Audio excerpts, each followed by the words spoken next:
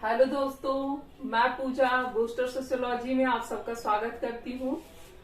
Friends, कल हम लोग एससी टॉपिक पे चर्चा कर रहे थे, अनुसूचित जाति पे। आज हम लोग उसी के आगे इस पे चर्चा करेंगे और जो अनुच्छेद छूट गए थे या जो भी प्रावधान उस पे हम लोग चर्चा करेंगे और पूरा आज हम लोग का एससी टॉपिक यानी कि अनुसूचित जाति वाला टॉपिक आज फिनिश हो जाएगा, कंप्लीट हो जाएगा। अभी ये सब जो आप लोग को घेरा गोला दिखाई दे रहा है क्योंकि इससे पहले अभी मैं पूरा 15 मिनट पढ़ा चुकी थी, तब तक फिर लाइट चली गई तो मैं फिर से शुरू कर रही हूँ। तो आप लोग जो है इसको ध्यान से देखिए और चीजें जल्दी से समझ में आ जाएंगी। देखिए, हम लोग कल जो है अनुच्छेद 338 पे मैं थी, यही मैं आप लोग को बता रही थी और वहीं पे क्लास फिनिश हुई थी। तो अब हम अनुच्छेद 338 से ही शुरू करते हैं और फिर अनुच्छेद 338 को देख लेते हैं क्योंकि यहाँ से क्वेश्चन भी बनता है और चीजें कुछ ऐसी कॉम्प्लिकेटेड है नहीं, एक बार सुनेंगे और आप लोग को याद हो जाएगा। तो देखिए, अनुच्छेद 338 में ये है कि अनुच्छेद 338 के अनुसार ये राष्ट्रपति को, मतलब राष्ट्रपति का ये ड्यूटी है कि वो अनुच्छेद 338 के तहत एक विशेष अधिकारी नियुक्त करे। और वो विशेष अधिकारी किससे रिलेटेड होगा? तो अनुसूचित जाति और जनजाति से। तो उस विशेष अधिकारी को जिसकी नियुक्ति की जाएगी कि वो एससी और एसटी के लिए ग्राउंड लेवल पे जाके देखे कि क्या अभी जरूरत है, क्या क्या और चीजें करनी है जिससे कि उनकी वर्तमान स्थिति में सुधार आए। तो इसके लिए एक आयोग के मतलब आयुक्त की नियुक्ति का प्रावधान था। किसमें? अनुच्छेद 338 में। यानी कि अनुच्छेद 338 किससे संबंधित है? तो एससी और एसटी से। और इसके अंतर्गत क्या किया जाता है? तो राष्ट्रपति एक विशेषाधिकारी की नियुक्ति करता है, यानी कि एक आयुक्त की नियुक्ति करता है। तो अब नहीं करता है, अब चीजें बदल गई हैं जो अभी मैं आप लोगों को बताऊंगी, लेकिन आपको याद करना है कि अनुच्छेद 338 किससे संबंधित है? तो एससी एसटी से संबंधित है। ठीक है। और फिर उसके बाद से हम बात करेंगे 65वें संविधान संशोधन की। देखिए, अब तक क्या था कि एक विशेष अधिकारी था, उसका काम था कि एससी और एसटी से रिलेटेड चीजों को ग्राउंड लेवल पे देखे और उससे संबंधित सुझाव दे ताकि उस पे अन्य कार्यवाहियां की जा सके जिससे कि स्थिति में और सुधार हो। तो उसके बाद से क्या हुआ कि 65वें संविधान संशोधन द्वारा उस आयुक्त को अब आयोग बना दिया गया। देखिए, आयुक्त मतलब कि एक अधिकारी, लेकिन जब आयोग की बात की जाती है तो इसका मतलब कि उसमें 2-3 सदस्य हैं। तो जब उसमें मतलब एक फिर आयोग का गठन कर दिया गया। अब इस आयोग का काम था कि वो अब देखे कि अनुसूचित जाति के लिए जो भी बनाया गया है कि अनुच्छेद मतलब मूल अधिकार के तहत उन्हें जो भी अधिकार दिया गया है, नीति निदेशक तत्व के तहत जो भी अधिकार दिया गया है, तो क्या इतना पर्याप्त है या फिर और भी कुछ करना है? ठीक है। तो ये काम था आयोग का। तो आपसे क्वेश्चन पूछता है अगर कि अनुच्छेद मतलब संविधान संशोधन 65वां किससे संबंधित है, तो आप क्या बताएंगे? एससी एसटी से। ठीक। उसके बाद से हम बात करेंगे 89वें संविधान संशोधन के बारे में। तो 89वें संविधान संशोधन क्या है? तो इसके द्वारा जो है अभी तक जो एक आयोग था और दोनों के लिए काम कर रहा था, एससी और एसटी दोनों के लिए, अब वहीं पे 89वां संविधान संशोधन करके ये कर दिया गया कि अलग अलग आयोग गठित कर दिए। एक आयोग बन गया एससी के लिए और एक बन गया एसटी के लिए। ये क्यों किया गया? क्योंकि अब तक जो है एक ही आयोग 2 क्षेत्रों पे काम कर रहा था, एससी पे भी एसटी पे भी, जबकि दोनों की विशेषताएं अलग हैं, दोनों की समस्याएं अलग हैं, दोनों का जो रहने का निवास का क्षेत्र है वो भी अलग है। तो जितना इफिशियंसी से काम होना चाहिए था उतने अच्छे से काम हो नहीं पाएगा जब 2 अलग अलग क्षेत्र बिल्कुल भिन्न जगहों पे काम करने के लिए किसी एक ही आयोग को लगाया जाए। तो अब क्या हुआ कि एक अलग अलग आयोग बन गया। अनुच्छेद 338 के तहत एससी आयोग बना दिया गया और अनुच्छेद 338 क के तहत एसटी आयोग बना दिया गया। अब 338 क के तहत जो आयोग रहेगा वो काम क्या करेगा, तो अनुसूचित जनजाति के लिए काम करेगा, एसटी के लिए काम करेगा कि उनको हम और क्या सुविधाएं दें, उनको मुख्य धारा में कैसे लाएं, उनके लिए हम शिक्षा की व्यवस्था कैसे करें, उनके में कितना सुधार दिख रहा है अगर चीज प्रावधान लाए गए हैं तो ये एसटी के लिए करेगा। और 338 में वाला क्या करेगा कि एससी लोगों में सुधार की कितनी मतलब गुंजाइश दिख रही है, कितना सुधार हुआ है और क्या किया जा सकता है, तो इस तरीके का काम 338 करेगा एससी के लिए।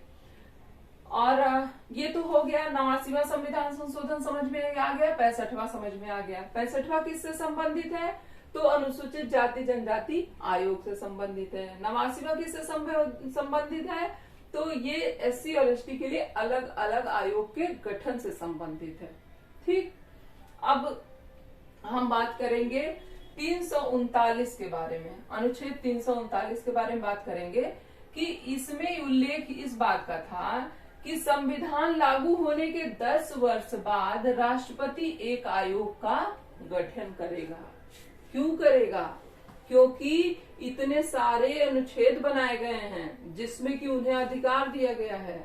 अनुच्छेद 15 के तहत अधिकार दिया गया, अनुच्छेद 16 के तहत दिया गया, 17 के तहत दिया गया, 25 के तहत दिया गया है, 29 के तहत दिया गया है। अनुच्छेद 46 में नीति निर्देशक तत्व के तहत सुविधाएं प्रदान की गई हैं।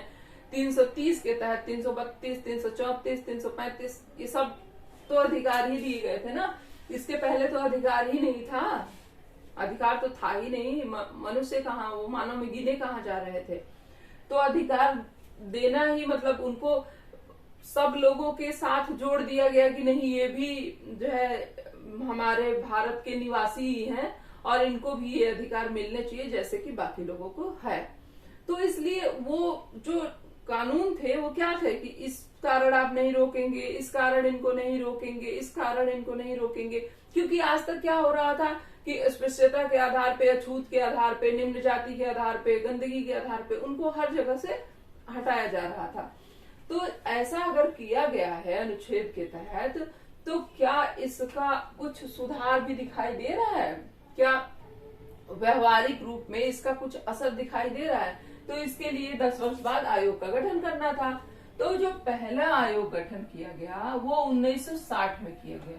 कब किया गया? 1960 में। आयोग का नाम क्या था? ढेबर आयोग। आयोग का क्या नाम था? ढेबर आयोग। और दूसरा जो आयोग गठन किया गया वो कब किया गया? 2003 में किया गया। उस आयोग का क्या नाम था?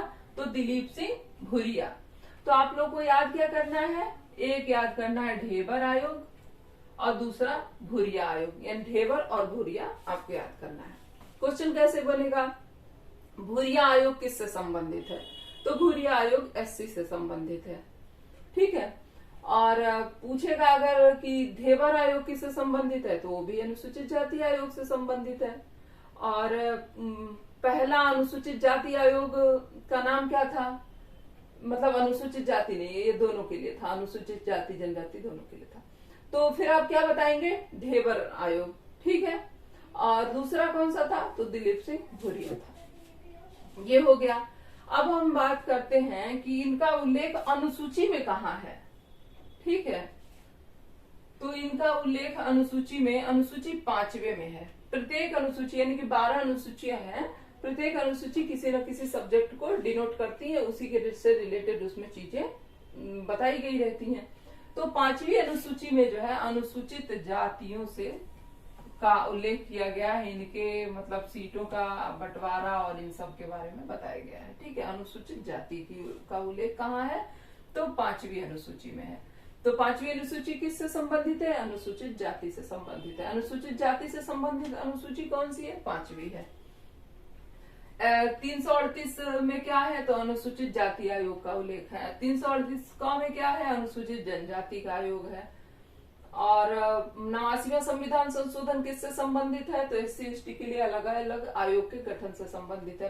65वां संविधान संशोधन किससे संबंधित है? तो अनुसूचित जाति जनजाति आयोग से संबंधित है। यहाँ तक तो चीजें आप लोग को समझ में आ गई। अब हम बात करेंगे कुछ जो है अधिनियम के बारे में। ठीक है, अभी तक आप लोग क्या पढ़े हैं? अनुच्छेद पढ़े हैं और संशोधन पढ़े हैं। आपने अनुच्छेद देख लिया जो कि मूल अधिकार से रिलेटेड है। मूल अधिकार में जो भी इनको अधिकार दिया गया है 15 के तहत कि इनसे जाति, लिंग, धर्म, जन्म के स्थान इस आधार पे कोई भेदभाव नहीं किया जाएगा। 16 में भी किया गया है कि सरकारी किसी भी चीज के उपभोग करने के लिए नहीं रोका जाएगा अनुच्छेद 16 के तहत, जाति, लिंग, धर्म, जन्म स्थान के आधार पे। और फिर हम लोग 17 में देखें कि अस्पृश्यता के आधार पे कोई भेदभाव नहीं किया जा सकता है। फिर हम लोग 19 में देखें कि इनके लिए कोई सारे व्यवसाय ये कर सकते हैं, अब कोई निर्योग्यता इन पे नहीं थोपी जाएगी। उसके बाद से हम लोग किसमें देखे थे 19 के बाद से अनुच्छेद 29, जिसमें यह था कि सरकार के द्वारा जो भी शिक्षण संस्थान चलाए जा रहे हैं और आंशिक रूप से या पूर्ण रूप से, यानी कि पैसा पूरी तरीके से सरकार लगा रही है, कुछ मात्रा में दे रही है, लेकिन उसमें प्रवेश इस आधार पे नहीं रोका जाएगा कि ये इस जाति से बिलोंग करता है या इस धर्म से बिलोंग करता है, मतलब इस तरीके का कोई भेदभाव नहीं किया जाएगा। उसके बाद से हम लोग सीधे अनुच्छेद 46 की चर्चा करते हैं कि ये राज्य सरकार की ड्यूटी बनती है कि वो इन कमजोर वर्ग के लिए सामाजिक और शैक्षणिक रूप से, आर्थिक और शैक्षणिक रूप से काम करे, उनके सुधार के लिए इस कि उनकी शिक्षा में क्या क्या सुधार हो सकता है, उनके अर्थव्यवस्था में मतलब उनकी आर्थिक स्थिति कैसे कैसे सुधार सकती है, ये ड्यूटी दी गई राज्य सरकार की। उसके बाद से फिर हम लोग पढ़ रहे हैं आरक्षण के बारे में। फिर पढ़ेगी 330 में क्या है, 332 मतलब 330 लोकसभा, 332 विधानसभा के आरक्षण संबंधित है, 334 किससे संबंधित है और मतलब स्थानीय निकायों से संबंधित है, और फिर 335 सरकारी सेवाओं में आरक्षण से संबंधित है। उसके बाद से फिर हम देख रहे हैं कि 338 में अनुसूचित जाति आयोग का गठन कर दिया गया, 338 में अनुसूचित जनजाति आयोग का गठन कर दिया गया। ये सारी चीजें लगातार वर्क हो रही हैं कि उनकी वर्तमान स्थिति में सुधार हो, वो भी मुख्य धारा में आए। लेकिन इतना सब करने के बाद भी क्या व्यवहारिक रूप में सुधार दिखाई दे रहा है? क्या वास्तव में जो उनके लिए अधिकार दिया गया है, क्या वो उस अधिकार का उपभोग कर पा रहे हैं? तो ये कर पा रहे हैं कि नहीं, तो फिर जो भी आयोग बने तो यही दिखाई दिया गया कि बहुत सुधार नहीं दिखाई दे रहा है, मानसिकता में बहुत परिवर्तन नहीं आया है, क्योंकि लोग तो वही है ना, बस देश ही तो स्वतंत्र हो गया है, सारी जाति व्यवस्था वैसे ही है, जो अस्पृश्य थे वो भी वही हैं जो कि थे। तो फिर व्यवस्था में एकदम से लिखित रूप से लिख देने से कोई सुधार तो हो नहीं जाएगा। तो जब सुधार नहीं हो रहा था तो अधिनियम लाए गए। पहला अधिनियम क्या था? तो अस्पृश्यता निवारण अधिनियम 1955। इसके तहत क्या किया गया कि अब कोई किसी को अस्पृश्यता के आधार पे किसी भी प्रकार का भेदभाव करता है, चाहे वो धार्मिक स्थल पे जाने से, चाहे वो सार्वजनिक स्थल पे जाने से, चाहे कोई भी सेवा देने से, कोई भी सामान बेचने, मतलब किसी भी प्रकार का अगर भेदभाव करता है तो वो क्या माना जाएगा? अपराध माना जाएगा। और जब भी कोई चीज अपराध माना जाएगा तो फिर दंड भी तो दिया जाएगा। तो दंड का डर तो लोगों को रहेगा ना। अब तक क्या था कि उल्लेख था कि इनको ये भी मिलेगा, इनको ये भी मिलेगा, लेकिन अभी तक कोई कानून बन के नहीं आया था कि अगर इन्हें ना मिले, कोई इनसे छीने, तो फिर क्या किया जाएगा। तो फिर ये अधिनियम आया, अस्पृश्यता निवारण अधिनियम 1955, और फिर उसके बाद से इसको अपराध घोषित कर दिया गया। ठीक, तो ये 1955 में अपराध घोषित किया गया और इसका जो है कुछ असर दिखाई भी मतलब देना शुरू हुआ, क्योंकि जब दंड का प्रावधान हो जाता है, जैसे कि इसमें दंड का क्या था कि कहीं पे कोई अस्पृश्यता वाला व्यवहार किया जा रहा है तो 6 माह से 1 वर्ष तक का 1 वर्ष तक की सजा, और या कभी भी सजा और जुर्माना इकट्ठे नहीं लगता है, ठीक है। या तो इतनी सजा दी जाए या फिर 100 रुपए से 500 रुपए तक का जुर्माना ले लिया जाए। ये सजा थी। अब तक क्या था कि सजा नाम का कोई चीज ही नहीं थी। लोग जेल जाने से, थाने जाने से डरते हैं, क्योंकि एक सामाजिक प्रतिष्ठा से जुड़ा होता है कि अगर किसी को ले जाके थाने में या जेल में बंद किया जा रहा है, तो ये चीजें लानी जरूरी थी ताकि लोग जो है इसका उल्लंघन ना करें।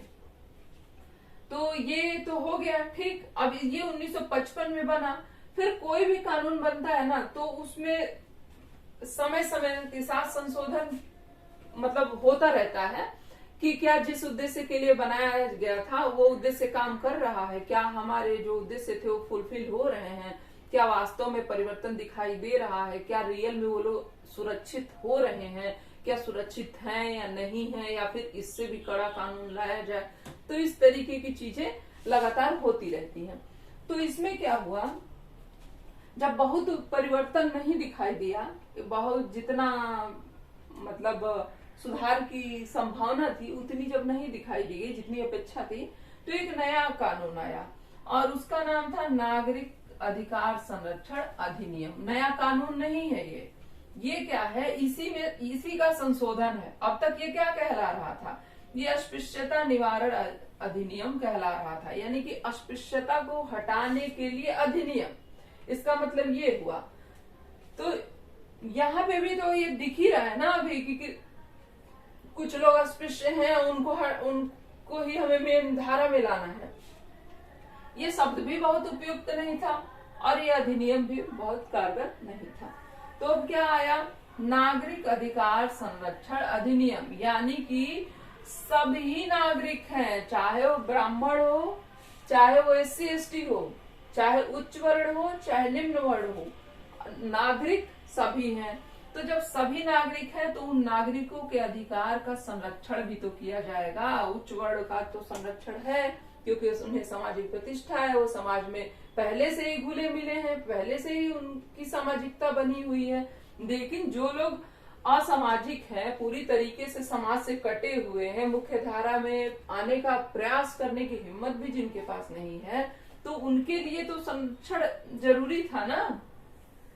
तो इसलिए फिर नागरिक अधिकार संरक्षण अधिनियम आया। देखिए ये थोड़े से रेस्पेक्टेबल लग भी रहा है कि नागरिक जो हमारे नागरिक हैं, चाहे वो जिस भी वर्ण के हैं, जिस भी कास्ट के हैं, तो उन सारे नागरिकों के अधिकार की संरक्षण की बात की जा रही है। लेकिन इसमें सारे नागरिक थे नहीं, ये भी SC ST के लिए ही है। मेरा बताने का तात्पर्य ये है कि इन्हें ये भी नागरिक हैं, तो इन नागरिकों के अधिकार के संरक्षण की बात इसमें की गई है। नागरिक तो सभी हैं, लेकिन नागरिक वाला व्यवहार हो तो नहीं रहा था ना। तो जब नहीं हो रहा था तो फिर उसके लिए कुछ तो करना पड़ता। तो यही किया गया कि पहले अधिनियम 1955 आया, फिर उसके बाद से 76 आया। इस 76 में क्या किया गया कि चीजों को और अच्छे से डिफाइन कर दिया गया कि जो है अगर कोई किसी कैफे में जाने से रोकता है तो भी उसे दंड दिया जाएगा। कोई ना जो है अपने दुकान मतलब कोई सामान बेच रहा है, चाहे वो फेरी वाला हो, चाहे दुकानदार हो, रेस्टोरेंट हो, कुछ भी हो, अगर वो सामान कोई बेचने से मना कर रहा है तब भी उस पे केस होगा, मतलब तब भी वो अपराध माना जाएगा। अगर कोई जो है अपने यहाँ रूम किराए पे नहीं दे रहा है जाति के आधार पे, तो भी उसको जो है अपराध माना जाएगा। अगर जो है किसी का मतलब कोई मंदिर बनाया है, बहुत लोग मंदिर बनाते हैं ना, जिसमें पूरा गांव पूजा करता है, जिसका मन होता है वो पूजा करता है, तो वो मंदिर सरकारी तो है नहीं, वो मंदिर तो निजी ही कहलाएगा ना अगर किसी ने बनवाया है तो इस आधार पे उसमें जाने से नहीं रोका जा सकता है कि ये हमारा मंदिर है। अब तक क्या था कि किसी भी अनुच्छेद में हम देख रहे हैं कि उल्लेख किया गया है कि सार्वजनिक स्थल पे जाने से नहीं रोका जा सकता है, सरकारी चीजों का उपभोग करने से नहीं रोका जा सकता है। तो इन चीजों के पीछे भी लोग बच रहे थे। लेकिन अब क्या किया गया कि अब निजी चीजों को भी उसमें डाल दिया गया। ठीक है, अब क्या हुआ कि जो निजी मंदिर है ना, उसमें भी प्रवेश से आप नहीं रोक सकते हैं। आपके घर के अंदर है वो अलग बात है, तब हम नहीं जाएंगे, लेकिन अगर घर के बाहर है तो फिर, और वो सबके लिए है तो इनके लिए भी है। आप अस्पृश्यता के आधार पे, जाति के आधार पे उसमें जाने से नहीं रोक सकते हैं। ये सारी चीजें इसमें, मतलब चीजों को बिल्कुल ही डिफाइन कर दिया गया। और इससे क्या हुआ कि चीजें मतलब क्लियर हो गई कि ये इस टाइप की हरकत भी अपराध में आएगा, ये हरकत भी अपराध में आएगा, ये हरकत भी अपराध में आएगा। इसके अलावा क्या किया गया कि इस अपराध को संज्ञेय बना दिया गया। ठीक है, संज्ञेय का मतलब कि इसको संज्ञान में खुद ही कोर्ट ले सकता था और फिर उस पर कार्यवाही की जा सकती थी। तो ये है नागरिक अधिकार संरक्षण अधिनियम। तो आप याद करेंगे, अगर पूछता है अस्पृश्यता निवारण अधिनियम कब आया, तो 1955 में आया। अस्पृश्यता निवारण अधिनियम में संशोधन करके नया नाम क्या रखा गया, तो नागरिक अधिकार संरक्षण अधिनियम रखा गया। ये संशोधन कब हुआ, 1976 में हुआ।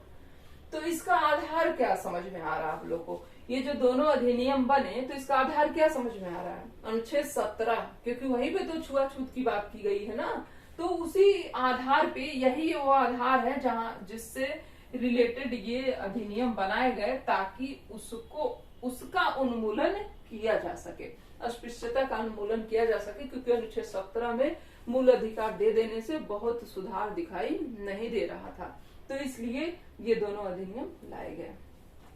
ठीक, अब हम बात करेंगे अनुसूचित जाति जनजाति अत्याचार निवारण अधिनियम के बारे में। देखिए, ये जो अभी हम लोग पढ़े हैं ना, ये रहने ही दे, नीचे ही मिटा दे, नहीं तो अगर आप लोग को नोट डाउन करना हो तो कर लीजिएगा। देखिए, मैं क्या बता रही थी कि ये जो नागरिक अधिकार संरक्षण या 1955-1976 जिसके बारे में बात करें, तो ये दो समूह अगर एक ही है, जैसे अस्पृश्य लोग ही दो अस्पृश्य समूह के बीच में कोई विवाद हो जाता है, तो वो इसके तहत अपराध नहीं माना जाएगा। अगर कोई उच्च वर्ण भेदभाव कर रहा है तो उसको इसके तहत अपराध माना जाएगा। ये नहीं कि एक अस्पृश्य से, मतलब एक एससी कास्ट के ही दोनों हैं, दोनों एक ही समूह के हैं, और फिर उन दोनों में कोई भेदभाव होता है, कोई किसी को छूने से लेने से मना कर रहा है, तो इस अपराध के तहत वो नहीं आएगा। क्योंकि व्यक्तिगत द्वेष भी हो सकता है, उनके अपने अंदर कोई मनमुटाव, ये भी कारण हो सकते हैं। और फिर वो लोग जो है बहुत पढ़े लिखे हैं नहीं, शिक्षित है नहीं, तो क्या पता कोई वर्गला के उन दोनों के बीच में इस तरीके की चीजें करवा दे और फिर उनमें से किसी को सजा मिल जाए। तो इन सब चीजों का भी ध्यान रखा गया कि ये जो है एक ही समूह के लोगों पे लागू नहीं होगा। मतलब जिस समूह से संबंधित ये नियम कानून बने हैं उसी समूह के लोगों पे लागू नहीं होगा, बल्कि उसके एंटी पे लागू होगा। ठीक है, अब हम बात करते हैं अनुसूचित जाति एवं जनजाति अत्याचार निवारण अधिनियम पे। इसमें क्या है कि जो भी, अगर जैसे कि ये कानून बनने के बाद भी कहीं ना कहीं कुछ शोषण अत्याचार की चीजें सामने आ रही थी, क्योंकि अभी भी जो है ना, ये तो बहुत पहले की अभी बात है, कब 90 से हम बात करें तो काफी हो गया, 30 साल से ज्यादा हो रहा है। तो अत्याचार की चीजें मतलब दिखाई दे रही थी, अभी भी शोषण हो रहा था। तो उसके लिए एक आया नया अनुसूचित जाति एवं जनजाति निवारण अधिनियम, अत्याचार निवारण अधिनियम, एक नया अधिनियम बन के आया। ये अधिनियम आया कब, क्वेश्चन पूछा जाता है, तो क्वेश्चन में पूछा जाता है मतलब ये कब आया, तो फिर हम कहेंगे 1989। लेकिन ये लागू कब हुआ, तो हम बताएंगे 1990, क्योंकि ये दोनों ही क्वेश्चन पूछा जाता है कि अधिनियम आया कब, तो आप बताएंगे 1989, और लागू कब हुआ तो 1990। तो ये भी जो अनुसूचित जाति जनजाति अत्याचार निवारण अधिनियम है, ये भी SC ST के लिए नहीं है। ठीक है, ऐसा नहीं है कि SC ST आपस में कुछ विवाद कर ले रहे हैं तो उनको कानून मान लिया जाएगा, नहीं, ये भाई उन लोगों के लिए नहीं है, ये अपराध घोषित नहीं किया जाएगा। अगर कोई उच्च वर्ण का, उच्च जाति का व्यक्ति इन लोगों के साथ किसी भी प्रकार का शोषण करता है, अत्याचार करता है, तो वो अपराध माना जाएगा।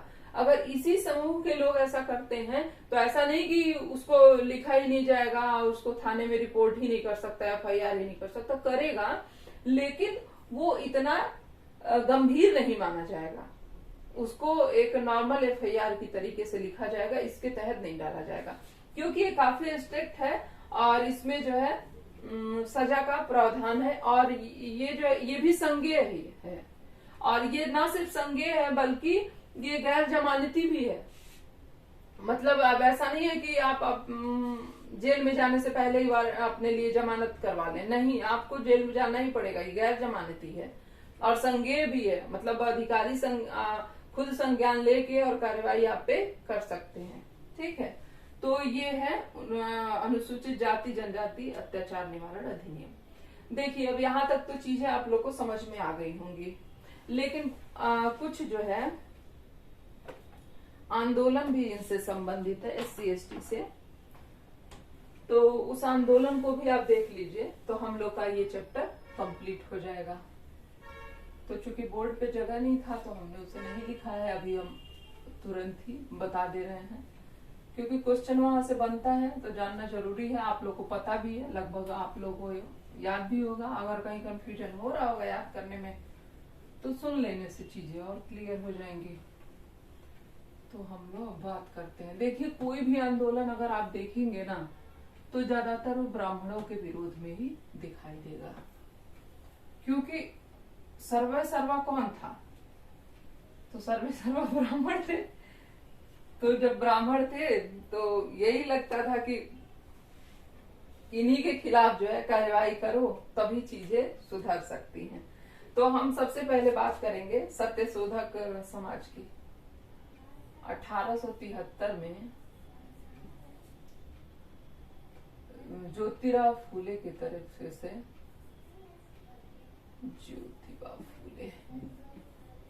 ज्योतिबा फूले जो है सत्यशोधक समाज की स्थापना करते हैं। किसकी करते हैं? सत्यशोधक समाज की। इसमें क्या है कि ये जो है ब्राह्मण विरोधी एक आंदोलन है।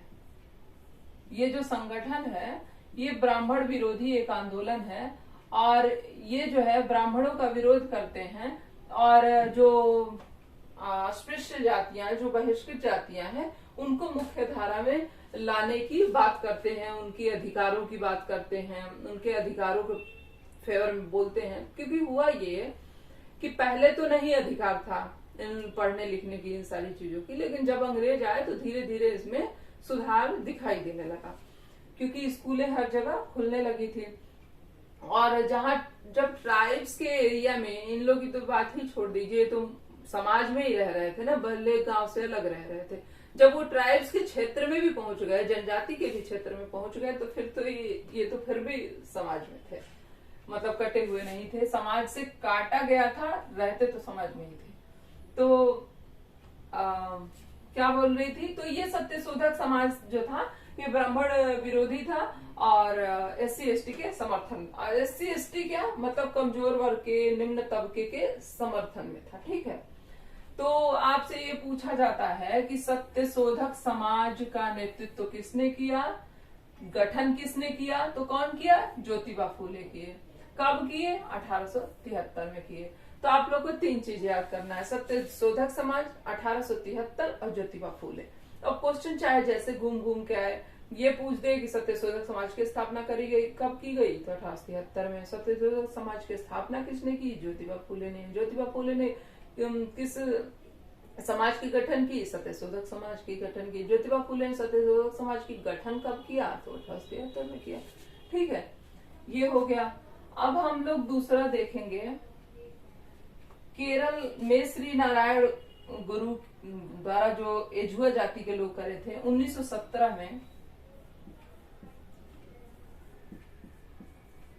केरल में श्री नारायण गुरु के द्वारा, नारायण गुरु, ये किस जाति से संबंधित है? यहां से भी कभी कभी क्वेश्चन आ जाता है। तो एझुआ जाति,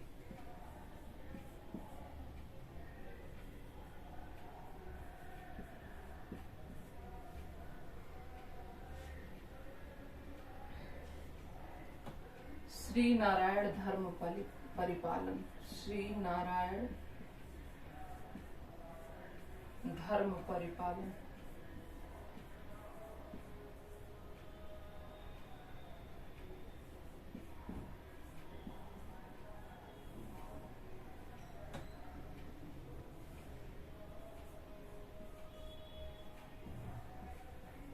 SNDP, ठीक है।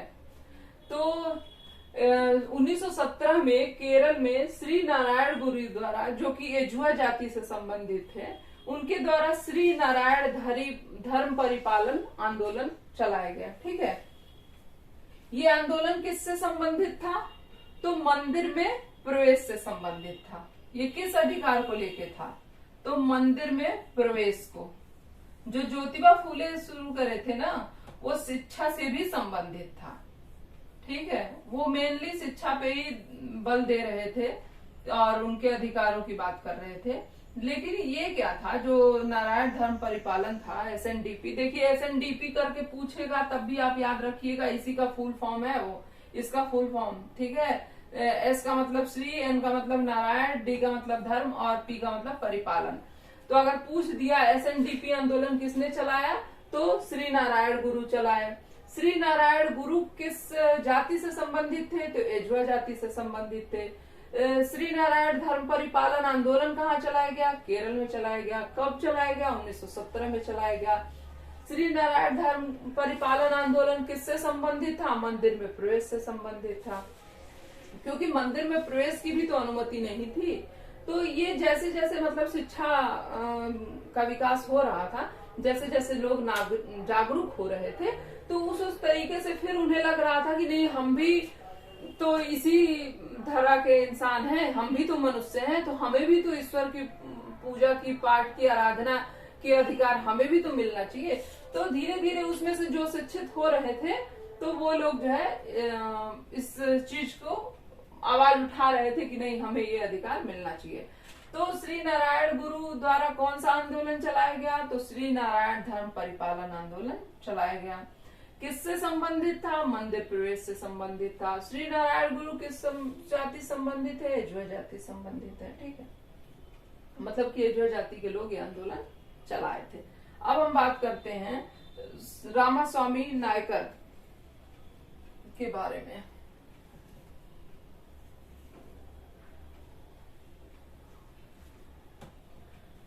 कि रामास्वामी नायकर, ये कब हुआ था? 1923 में हुआ था। कहाँ हुआ था? तमिलनाडु में हुआ था। तमिलनाडु। किसके द्वारा? तो रामास्वामी नायकर, रामास्वामी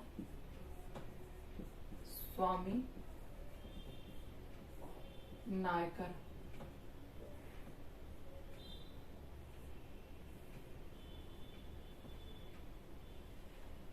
इन्हें हम पेरियार के नाम से भी जानते हैं। पेरियार,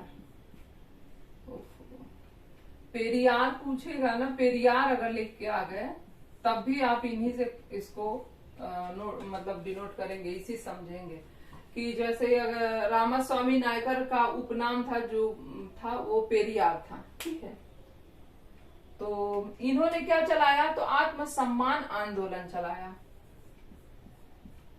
तो अगर आपसे पूछेगा कि आत्मसम्मान आंदोलन किसने चलाया, तो आप क्या बताएंगे?